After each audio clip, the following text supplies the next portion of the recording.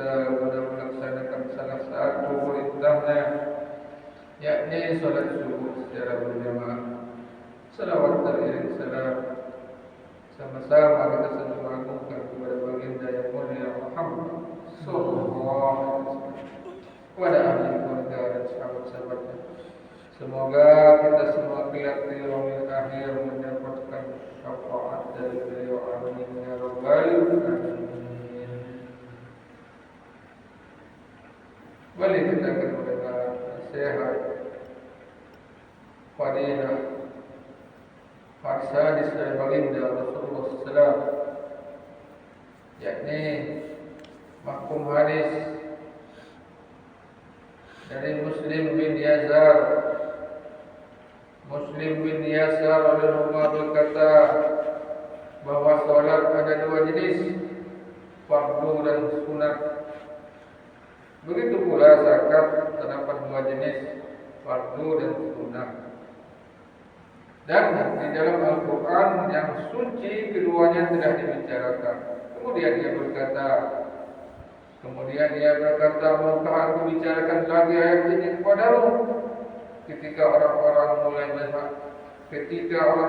mulai berhasrat untuk mengetahuinya, lalu ia membaca ayat tersebut di atas. Setelah membaca permulaannya yang berisi pembicaraan mengenai perbelanjaan atas hal-hal yang telah dibicarakan, ia berkata, semua ini adalah sunnat.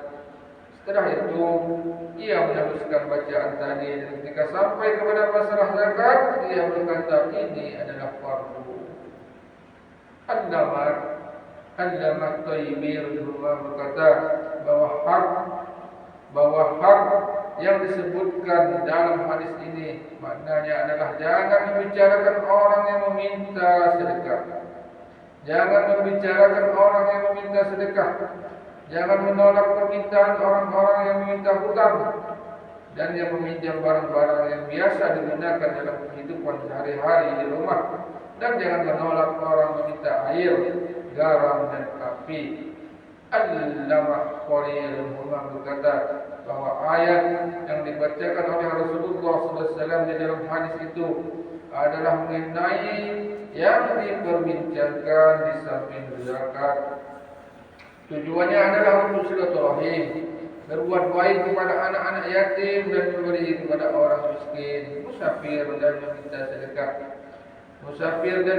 sedekah, serta untuk menyelamatkan atau memerdekakan hamba sahaya dan tawanan.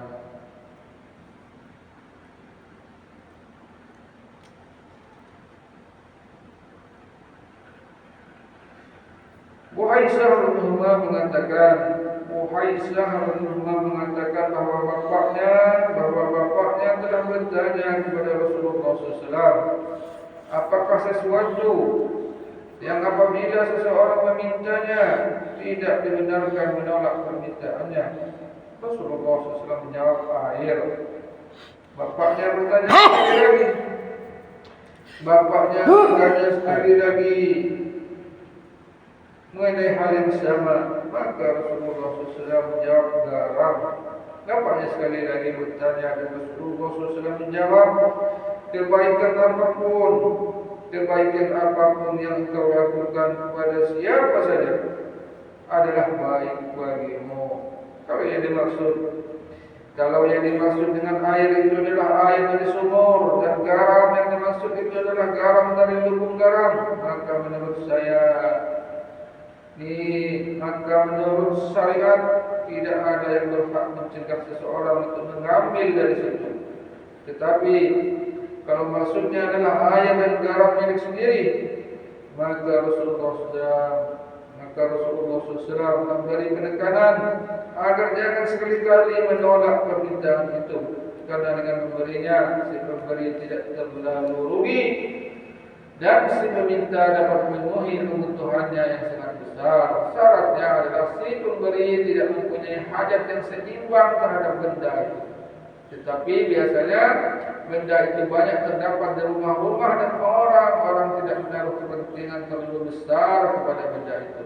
Kalau masakan tidak diberi garam, maka sudah tentu masakan itu tidak enak. Dengan sedikit garam maka menambahkan kelezatan masakan itu. Begitu pula dengan air. Seseorang mungkin mempunyai kepentingan cukup besar pada saat itu terhadap air dan garam. Setelah menyebutkan kedua perkara di atas, Rasulullah SAW menyatakan satu prinsip yang umum bahwa apa saja kebaikan yang kita lakukan kepada orang lain itu adalah baik bagi kita. Barang siapa menginginkan kebaikan untuk dirinya, hendaklah ia berbuat baik kepada orang lain. Inilah hakikat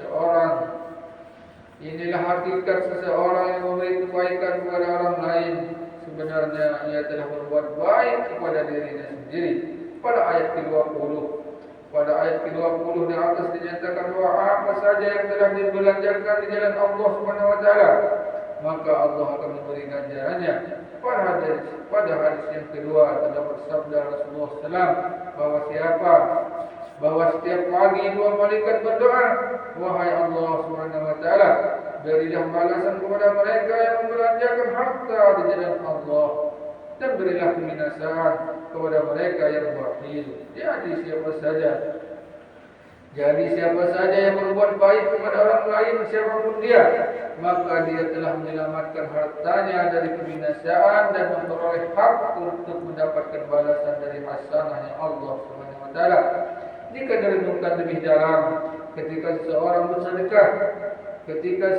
bersedekah kepada orang lain walaupun sedikit, mungkin saja dengan ini dia telah menyelamatkan rumahnya dari perampokan.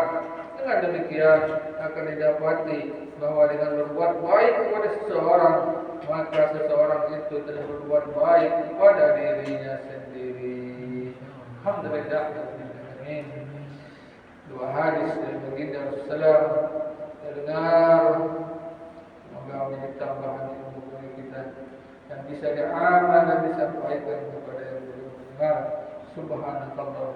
Andika asyhadu an la ilaha illa anta astaghfiruka wa atubu ilaik. Assalamualaikum warahmatullahi wabarakatuh. Waalaikumsalam.